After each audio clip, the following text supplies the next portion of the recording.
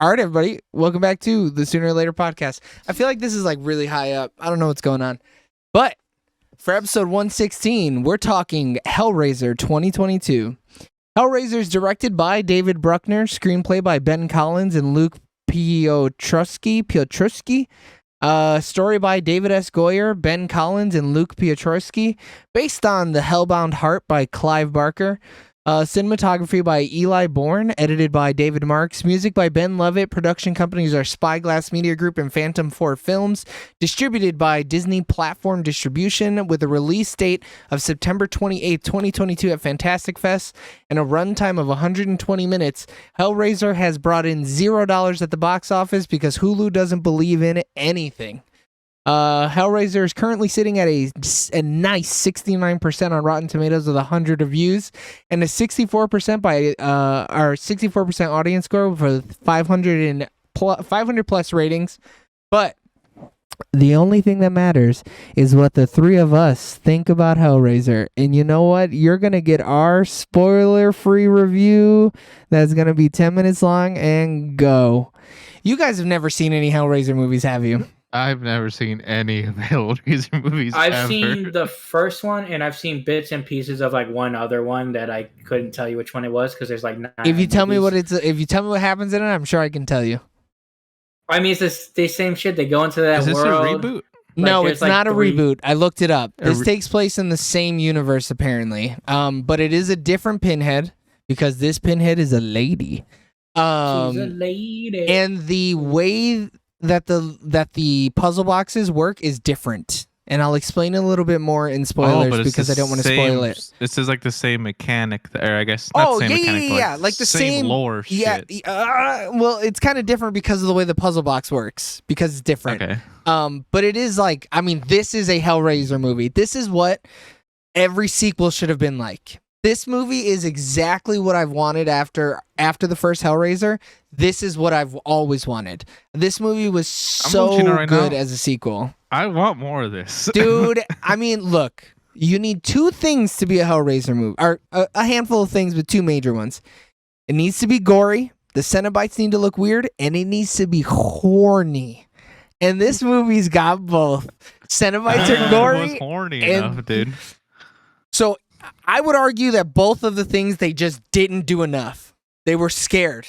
They were like, oh, I don't know, we still don't know how Prey's gonna do, and we're the next fucking Hulu movie that's a Hulu original. Maybe we should tone it down a bit. I guess, yeah, that's true. They did have like a big movie before them. It should have been gorier and hornier because the first movie is gory and it's horny. So I mean, they got the rated R, so like, why not, right? Why not go all out? That's what I would think, but I think because it's on Hulu though, and like there's more eyes on it, and like internationally, it's on Disney Plus. It's like not on Hulu, I think. So, but the thing too is like you're almost better off playing it safe because of how bad like the other ones have, and then like wasn't the last one a soft reboot or was it a reboot? No, it was a reboot. It was like a hard reboot because it has a different Pinhead. Yeah. And the thing with this, where it's like, oh, this feels more like, oh, it's almost like an origin movie, and I think they're like, okay, let's try to reintroduce a new fan base into this. Wait, you're saying this is an origin movie? I mean, it kind of feels like it. I mean, it's not an act. No, like all of the sequels do this. They explain it in every sequel. Like somebody walks you through what the lament configuration is, that it's a puzzle box that needs to be solved. Like all of the movies do that. So see, like I've literally only seen 1.5, so I'll take your word for it.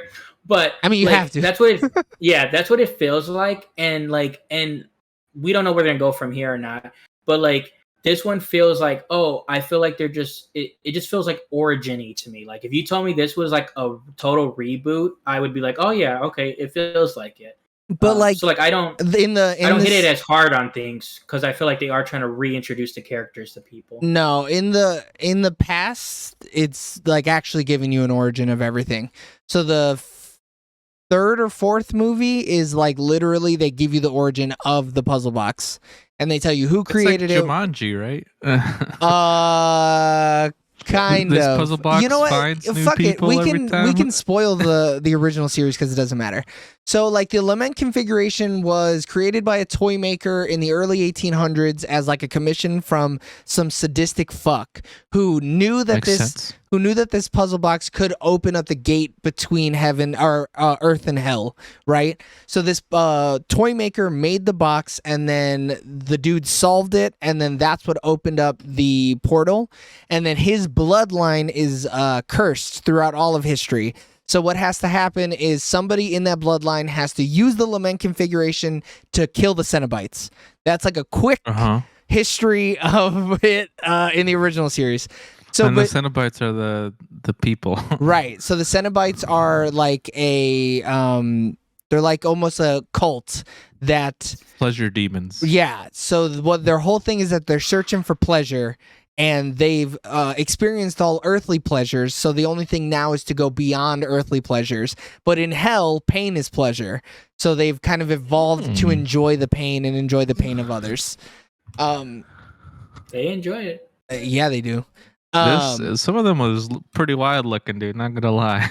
So a lot of them actually borrow design stuff from the original series, which is really cool. Like the Chatter, I think his name is like Chatterbox or something.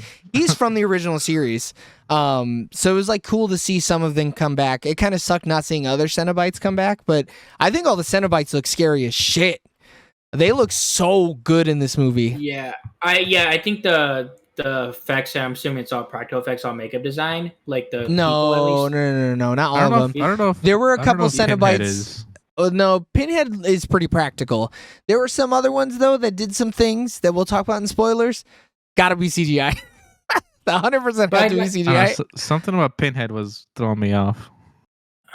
I don't know. Like I think it is a good mix. So if it is, it is a good mix for sure. Like I think like nothing was taking me out of the film when like they were doing shit, the Cenobites, which can happen easily in like a movie like this where you have such weird like configurations of people, because like it's already gonna look weird to the eye because it's not like a normal looking person.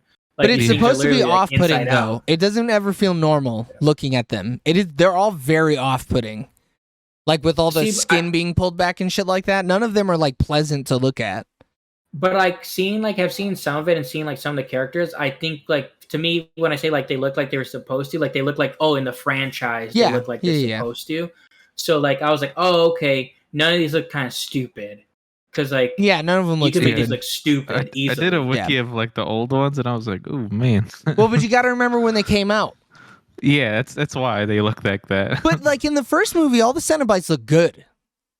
They start to look really fucking gross later on in the series. It's probably the later ones that I was looking at. Yeah, because the budget's lower and like they're not bringing in a ton of money anyway, so they don't get like a ton of money to put into the production. Probably straight to DVD, like most of those. After the third one, I think they all were straight to DVD. Shit, though, go ahead. Was the music, man? Like the music. I don't know like what sound they were making, but there's like this one sound that really got me. It was like the it was kind of like some like the throat singers, the Tibetan throat singers.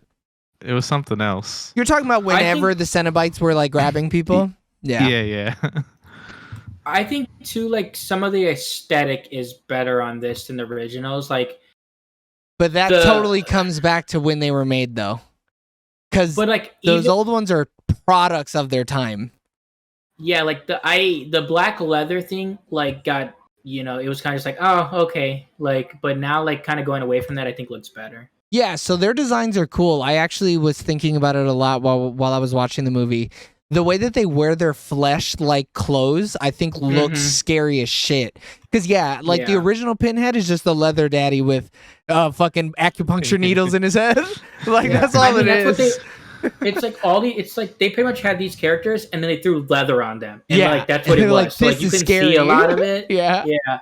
The faces were just more grotesque. But in this you had the faces be grotesque and the bodies and the whole ass body. Cool. And they like cut out like specific patterns in their bodies, like they were tattoos and stuff. Like it was cool. So really quick, this was a world premiere at Fantastic Fest, and it was a hidden drop. So nobody knew what they were going to go in and see, and then Hellraiser started playing. I watched Chris Stuckman's review on it just because I know he doesn't do spoilers. And yeah, he was talking about it that he just went in and hoped that it was going to be good, and then it was this Hellraiser movie. Man, I would have nutted. I would have been like, oh Yeah, my that must have been a God! cool fucking thing. Yeah. But apparently, I like everybody liked it there. I like the tone of it, and I like the actress they have. I think The final girl or the one who played the priestess? The final girl, because Okay. I've seen her in like another Netflix show, and she plays like she does like chaotic well, like, and she does chaotic in that show as well. But the thing is, where it's like in the beginning of it, I think it's real strong, and then at certain points, it just gets a little too much. I feel, but like overall, I think Her they actually acting or the movie? yeah, her Okay. acting, and I think that in general, the acting in this was way better than I had anticipated. It's like way better than 70% of the other fucking movies. Yeah, there's no way, like, and some of the actors they have in it, it's just like, oh, okay, I at least know some of these people. Right. I thought it was I gonna be didn't all know like, anybody. Oh, really? Have you never seen 13 Reasons Why? No. oh, okay. So like the brother and the sister are the main two people I knew from other properties. So I was like, oh, okay, I have some Okay. attachment to people. I only really knew him. I didn't know her, but she's great. Yeah, but all the acting is good. I think everybody does their role perfectly. Everybody it's from so the much Cenobites to better. the humans. Yeah. Well, no, I think nobody it's so is. much better than you would think going into this. Yeah, but the original Pinhead, man, that man had some gravitas to him. So, I mean, shit, yeah. timer's up. All right, everybody. Thanks for tuning in to our 10-minute spoiler-free review of Hulu's Hellraiser. If you'd like to watch our spoiler full review, go ahead and click that button in the top right-hand corner where it says spoilers here. And you'll find out about how we feel about this gory, horny masterpiece. We love you guys. Bye. Bye. Okay.